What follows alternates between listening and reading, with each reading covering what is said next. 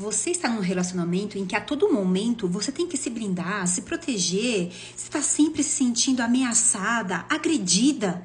Com certeza está num relacionamento tóxico. E se você falou pra mim, eu tive que responder tal coisa porque fulano mereceu.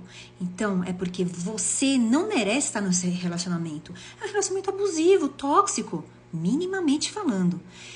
E quando você estiver em situação exatamente assim, em alto grau de estresse, não responda. A gente acha que respondendo a gente está se blindando, mas o efeito é exatamente o contrário. Nós ficamos sendo mais expostos e vulneráveis e nos agredindo mesmo. Assim, quando o Chico Xavier diz sobre a água da vida, enquanto você ainda tiver vontade de falar, não engula a água.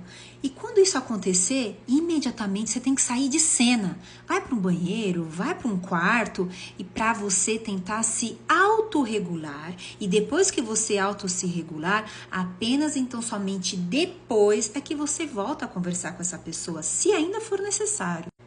E a autorregulação, ela é feita da seguinte forma. Primeiro, se você tá com aquela raiva, querendo estrangular a pessoa, você tá tremendo de raiva, você começa a pular por as plantas dos pés, ela começar a sentir, e o cérebro sentir a planta dos pés, o movimento de bater no chão, para começar a estimular certas partes dos nossos neurônios, para trazer para o aqui e agora. Porque muitas das vezes você está sendo gatilhado lá para o passado e você tá lá como no Reels ou como no Stories do YouTube, que você fica lá direto, fica ali que nem um hamster atrás lá no cercadinho dele e você não consegue sair e vir para o aqui e agora. Então, o mais importante na autorregulação é você se trazer para o presente. E como que você consegue se trazer para o presente?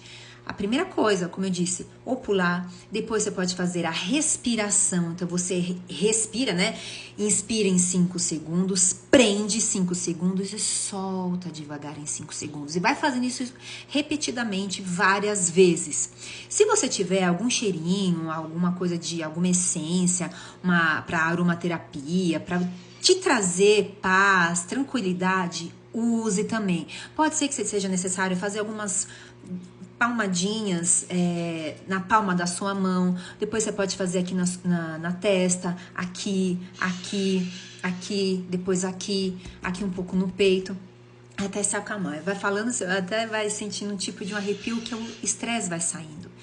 E aí depois vai respirando, muitas das vezes pode ser que seja alguma música, contato com a natureza se você tiver oportunidade. Algumas pessoas você pode jogar água no rosto, ou se entra debaixo de chuveiro, põe água gelada, água morna, o que for para se autorregular. Agora você tá mais tranquila? E aí você pensa, poxa, o que será que me fez esse estresse, acionar esse gatilho? E é muito importante também nós entendermos o que originou o nosso gatilho para nós conseguirmos depois trabalhar com isso. Porque muitas das vezes nós temos aquele trauma e depois a gente passa a sujeirinha por debaixo do tapete e vai levando a vida, a gente nem sabe por quê. E de uma hora para outra você tá ficando engatilhada e não sabe por quê. Você tá tendo reações que de repente você nem sabe por que está tendo aquilo e são coisas que estão te remetendo ao passado. E você tipo assim, putz, mas eu acho que exagerei, eu nem deveria ter falado aquilo, mas é porque me lembrou meu pai, me lembrou a mãe, e aí você vai e às vezes você fica descontrolado. E lógico, quanto mais vezes você foram acionados os seus gatilhos, maior fica a highway aqui no cérebro do trauma para o aqui e agora. Então ele vai ficando cada vez mais amplo. Então o que a gente tem que fazer? A gente tem que estreitar. E quanto mais autorregulação a gente consegue fazer, porque nós adultos conseguimos nos autorregular, a criança não tem ainda essa possibilidade de fazer a autorregulação. Então muitas das vezes você pode ficar com raiva ainda, sentir mágoa do seu pai, da sua mãe.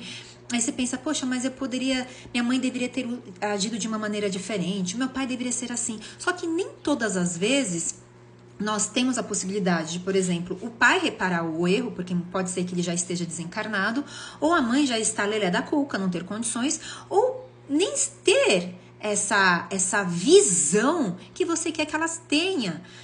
Porque muitas das vezes os nossos pais tiveram traumas muito maiores ainda que os nossos, e isso que a gente está sentindo que para eles é frescura. Você vai falar assim, poxa, mas a minha vida foi muito pior que a sua, que você está vendo com essa frescura aí?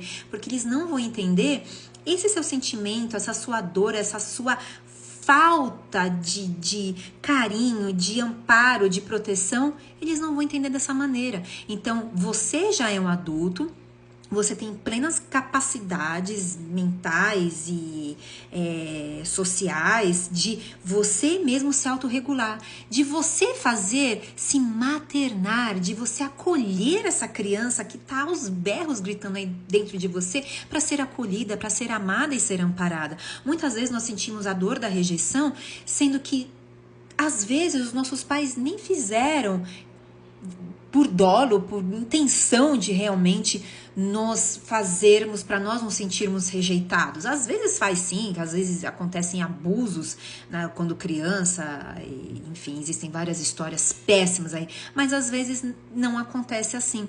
Às vezes é apenas a nossa dinâmica, o nosso ponto de vista que a gente quer exigir dos nossos pais, alguma coisa que eles não têm como oferecer. Da mesma forma, você pode pensar, você queria que a sua mãe fosse uma rosa, só que sua mãe é uma margarida.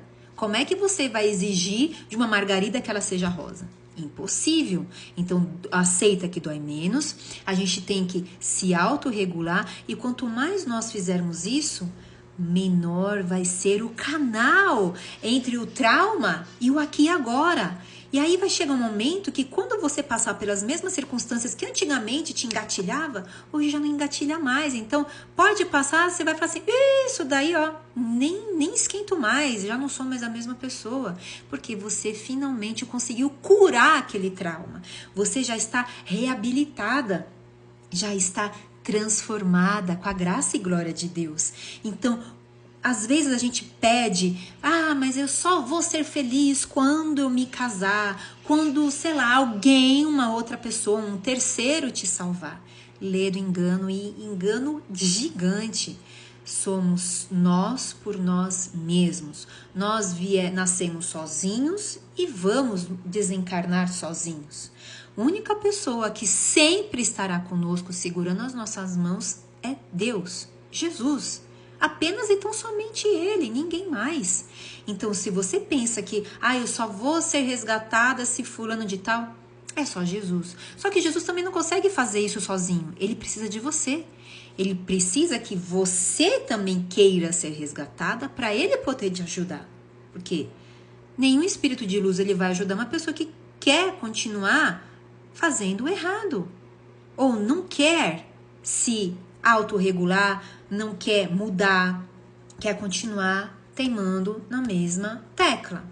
E aí não vai resolver nada. A probabilidade é que você ficar cada vez pior, mais engatilhado, mais traumatizado, chegando ao ponto de muitas vezes, infelizmente, as pessoas cometerem suicídio, porque não houve o tratamento adequado do trauma. E quando você passa por um relacionamento tóxico, abusivo, e até mesmo com um narcisista, a primeira coisa que nós temos que fazer é trabalhar esses traumas dentro de nós. Porque muitas vezes esses traumas, eles vêm desde a nossa infância, a gente vai carregando, vai varrendo ali, colocando debaixo do tapete, e quando vê, nós já estamos numa bagunça só, que o outro relacionamento, se você vai entrar no outro relacionamento com um narcisista ou com uma outra pessoa, às vezes até muito pior, de repente um psicopata, e não caia nessa da sociedade que fica exigindo que você move on, para você provar para os outros que você mudou de vida, que você está super bem, porque você já está com uma outra pessoa. Não. A primeira pessoa e única que você tem que estar bem é consigo mesmo, porque de nada adianta você estar um trapinho querendo encontrar uma outra pessoa, ou seja, você vai encontrar um outro trapinho. E aí depois, essa própria sociedade que induza você a estar com uma outra pessoa, depois ela vai te colocar na fogueira, vai te crucificar quando não deu certo um casamento, 2, 3, 4, 5. Porque você não se tratou, não tratou os seus traumas. Então, primeiro, antes de tudo, se cuide, se ame, trate os seus traumas para depois, quando você estiver recuperada, equilibrada, se for da vontade de Deus, você entrar num novo relacionamento saudável, feliz e recuperada, tendo o sonho da sua vida finalmente concretizado. Espero que eu tenha te ajudado. Curta e compartilhe o máximo possível nas redes sociais. Siga-me em Adjudando, a advogada sempre te ajudando. Fique com Deus e já deu tudo certo.